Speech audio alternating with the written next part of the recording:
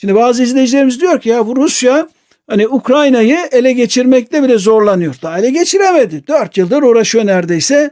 Alabildiği Ukrayna'nın %19'u %20'si. Bu Rusya.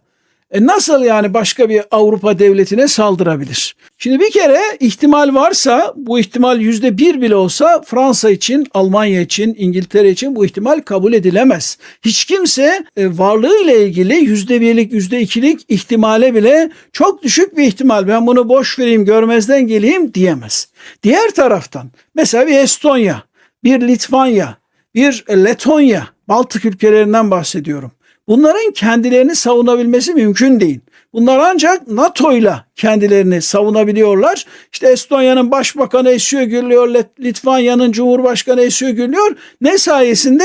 NATO'nun gölgesini kendi gölgesi gibi görerek esip gürlüyorlar. Ama Trump derse ki Putin'e, ya kardeş bak seninle anlaşalım. Sen Estonya, Litvanya bunları al. Bunlar senin olsun veyahut da alırsan karışmam.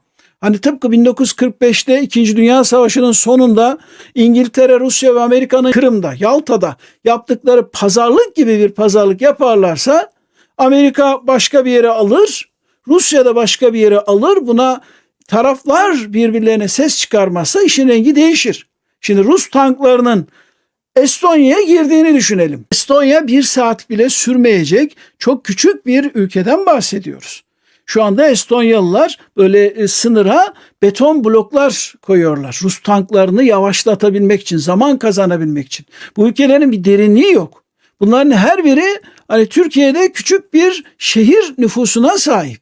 Yani ülkenin tamamından bahsediyorum. Çok küçük toprak parçaları bunlar. Bunları bir çırpıda Rusya yutabilir. Hani Ukrayna savaşı gibi sürmez bu savaşlar. Rus tankı sınırda görüldüğü zaman şu da olabilir. Mesela Estonyalıların hepsi teslim de olabilir. Çünkü direnemezsiniz. Öyle bir ordusu yok. Ya uçağı olmayan ülke var bunların içerisinde. Uçağı yok. NATO onu savunursa savunuyor. Rus uçakları ülkenin hava sahasına giriyor ama onu uyaracak bir hani savaş uçağı, jeti bile olmayan ülke var. Şimdi hal böyle olunca burada NATO güvencesi ne kadar işleyecek? 5. madde ne kadar işleyecek? Amerika derse ki ya bu Estonya için ben savaşa girmem.